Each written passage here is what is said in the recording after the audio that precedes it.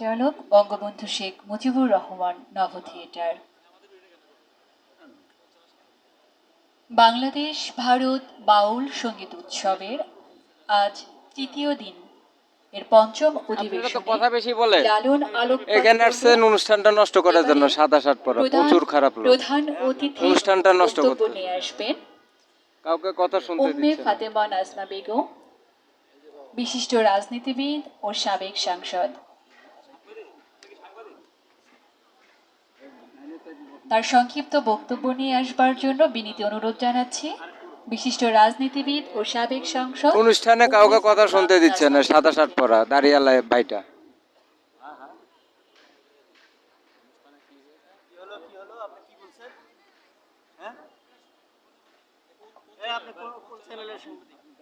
বিসমিল্লাহির রহমানির রহিম।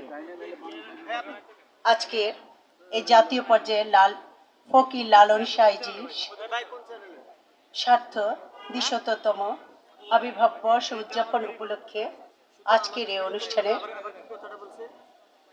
সম্মানিত সভাপতি লালন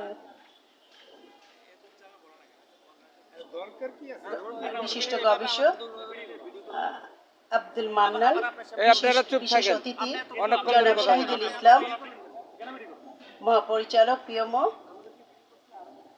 বিশেষ অতিথি জনাব নুরুল আলম, পরিচালক বঙ্গবন্ধু নভ থিয়েটার, গাজী মাজহারুল ইসলাম, লালন ভক্ত, নারায়ণ চন্দ্র শীল বাংলাদেশ বেতার এর মহাপরিচালক, উপস্থিত সুধীবৃন্দ ও এই অনুষ্ঠান যারা পরিচালনা করেছেন তাদের সকলকে আসসালামু আলাইকুম। আমরা অনেকক্ষণ ধরে শুনছি লালনজিকে নিয়ে অনেক কথা আসতেছে, অনেক গবেষণা যারা করেছে এগুলো নিয়ে আমরা আলোচনা করছি, আমরা শুনছি, ভালো লাগছে। লালন এই কথাটা যখন ভেতর থেকে আসে একটা অসাধারণ একটা অনুভূতি তৈরি হয় শরীরের ভেতরে, হয় না? হয়, আমার হয়। মনে হয় যেন আধ্যাত্মিক আত্মার ভিতর থেকে একটা কিছু যেন অনুভব করছি, ঠিক এমনই এরকম মনে হয়। আজকের এই অনুষ্ঠানে আসতে পেরে সত্যি নিজেকে অনেক ধন্য মনে হচ্ছে। এত সুন্দর একটা মহতি অনুষ্ঠান।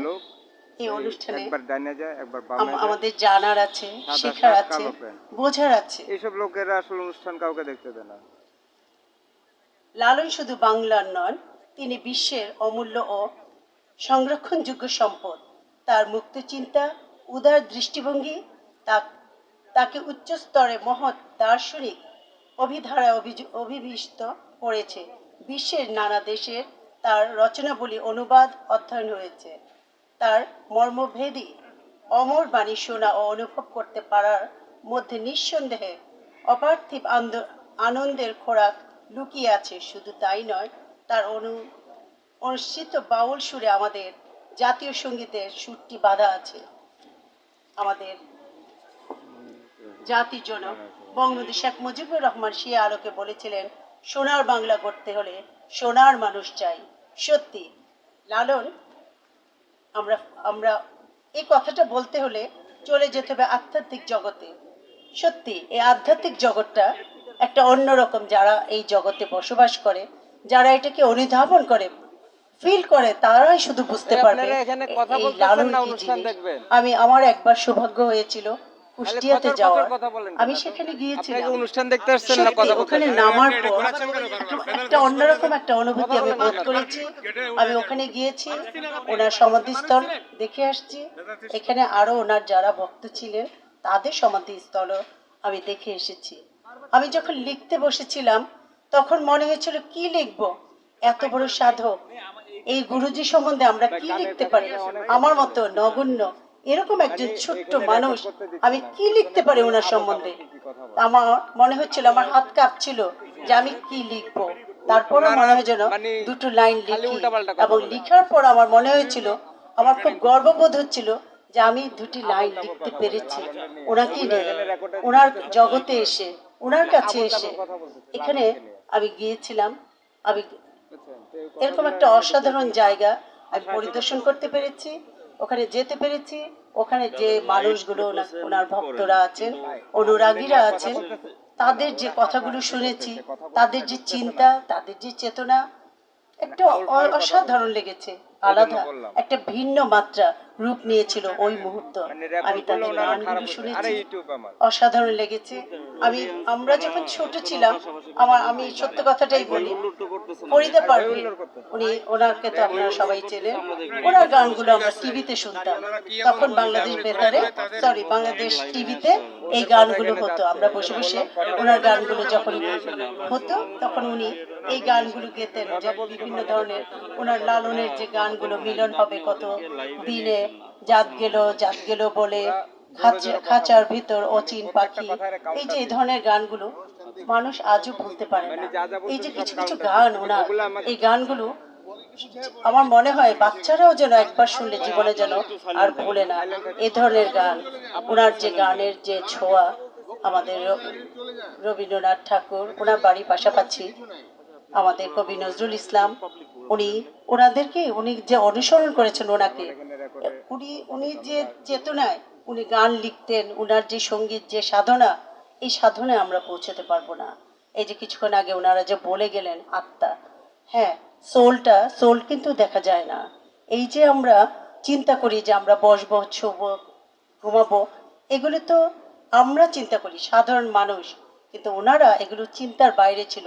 আমরা চিন্তা করি কখন খাবো, ঘুরবো, বেড়াবো, যাবো, কাপড় পরবো, কিন্তু ওনারা কি এই লাইনে ছিলেন? উনি ছিলেন না। উনি অসাধারণ একজন ব্যক্তিত্ব, অসাধারণ গুরু। ওনার কথা আমরা মর্মে মর্মে অনুধাবন করি। আমি আসলে ছোট্ট একটা কথা বলি, যখন প্রথম হিরো, আমাদের যে ছোট ভাই, তার একটা গান শুনেছিলাম। আমি একটা প্রোগ্রামে যেয়ে তার একটা গান শুনি। সে গানটা শোনার পর আমি বসে বসে শুনছিলাম। এরকম সাধক প্রোগ্রামে তো আমি কখনো যাইনি, প্রথম। তখন ওই ছেলেটা বলেছিল যে, আপা আপনি গান শুনবেন, আপনার এত ভালো লাগে। তখন সে আমাকে বারবারই এই প্রোগ্রামে নিয়ে আসে। আমি ধন্য হই এই প্রোগ্রামগুলোতে এসে, যে এরকম একটা এত উচ্চ মানের একটা প্রোগ্রাম, এ ধরনের প্রোগ্রামে আসতে পেরেও আমার ভালো লেগেছে। আমি গর্ববোধ করি। আমি চাইবো বারবার এই মুহূর্তে অনুষ্ঠান, এই সর্বাঙ্গীন সাফল্য কামনা করি। আমি চাইবো এ ধরনের প্রোগ্রাম বারবার আসুক আমাদের এখানে। শুধু তাই নয়, এ ধরনের প্রোগ্রাম প্রতিটা জেলায় জেলায় করা দরকার, প্রতিটা উপজেলায় করা দরকার। কারণ মানুষ যেন জানতে পারে, মানুষ বুঝতে পারে আমরা এখানে বড় পরিসরে কাজ করছি, আসছি, আমরা জানছি। কিন্তু বিভিন্ন উপজেলা পর্যায়ে, আমি একটা উপজেলার ছোট্ট একটা মানুষ, সাধারণ সম্পাদক ওই উপজেলা আওয়ামী লীগের, কিন্তু আমার কাছে মনে হয়েছে এখানে বসে বসে যে এই অনুষ্ঠানগুলো যদি আমরা ছোট ছোট আকারে বিভিন্নভাবে যদি গ্রামগুলোতে, উপজেলাগুলোতে নিয়ে যেতে পারি, গ্রামের মানুষ কিন্তু ওনার গানের ভীষণ ভক্ত। গ্রামের মানুষ চায় এ ধরনের প্রোগ্রাম, এ ধরনের পালা গান, এরকম মানুষ যেখানে হয় শুনতে চায়। তাই ওনার গান যখন হবে অবশ্যই মানুষ যাবে, এবং গ্রামের মানুষ আমার মনে হয় হুমড়ি খেয়ে পড়বে।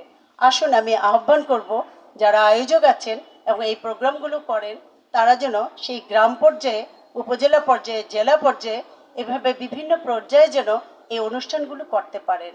এবং আমরা চাইবো, আমি স্পেশালি আমি চাইবো আমার এলাকায় এই ধরনের প্রোগ্রাম যদি করে, আমি অসম্ভবভাবে পাশে থাকবো, সহায়তা করব এবং সর্বাত্মকভাবে চেষ্টা করব সাফল্যমণ্ডিত করার জন্য। আপনাদের এই প্রোগ্রামকে আমি আরও সাধুবাদ জানাই। আরও যেন হাজারো বছর বেঁচে থাকুক আমাদের হৃদয়ে এই সাধক, সুফি সাধকজি। আমি চাইবো ওনার আত্মার শুদ্ধি আমরা দোয়া কামনা করি, এবং সকলকে চাইবো ওনার জন্য দোয়া করার জন্য। আমাদের নেত্রী, চারচাবারের প্রধানমন্ত্রী জয়ন্তী শেখ হাসিনা, উনি কিন্তু এই সাধক শিল্পকে, এই সঙ্গীত জগৎকে বিভিন্নভাবে এগিয়ে নিয়ে যাওয়ার জন্য চেষ্টা করছেন। উনি বিভিন্নভাবে পেছন থেকে সহায়তা করছেন, এবং যখনই কেউ বলে এ ধরনের কোনো আয়োজন, এ ধরনের কোনো অনুষ্ঠান করবে, আমাদের প্রধানমন্ত্রী কিন্তু তাৎক্ষণিকভাবে সাড়া দেন, এবং কিভাবে করতে হয় সেটার জন্য উনি বলে দেন। এই জন্য আমি মনে করি যে আমাদের নেত্রী, চারবারের পাঁচবারের প্রধানমন্ত্রী জয়ন্তী শেখ হাসিনা, উনি বেঁচে থাকুক আমাদের মাঝে হাজারো হাজারো বছর ধরে। কারণ উনি আমাদেরকে যেভাবে অনুপ্রাণিত করেছেন, যেভাবে এগিয়ে নিয়ে যাচ্ছেন, যেভাবে সবাইকে সহযোগিতার হাত বাড়িয়ে দিচ্ছে, যে যেভাবে এগিয়ে যেতে চায় তাকে ঠিক সেভাবেই ভালো কাজের জন্য এগিয়ে নিয়ে যাওয়ার জন্য উনি সহায়তা করছেন। আপনারা সবাই ভালো থাকেন, সুস্থ থাকেন, এই কামনাই করছি। আপনারা সবাই আমার নেত্রীর জন্য দোয়া করবেন, উনি যেন ভালো থাকেন, সুস্থ থাকেন, আর এভাবেই যেন আবারও আমাদের মাঝে বেঁচে থেকে আমাদেরকে এগিয়ে নিয়ে যেতে পারেন। আপনাদের সকলকে ধন্যবাদ জানিয়ে আমি আজকের মতো এই প্রোগ্রামের সাফল্য কামনা করে শেষ করছি। জয় বাংলা, জয় বঙ্গবন্ধু, জয় শেখ হাসিনা। অসংখ্য ধন্যবাদ মাননীয় প্রধান অতিথি উম্মে ফাতেমা নাজমান বেগমকে, সাবেক সংসদ ও রাজনীতিবিদ। এ পর্যায়ে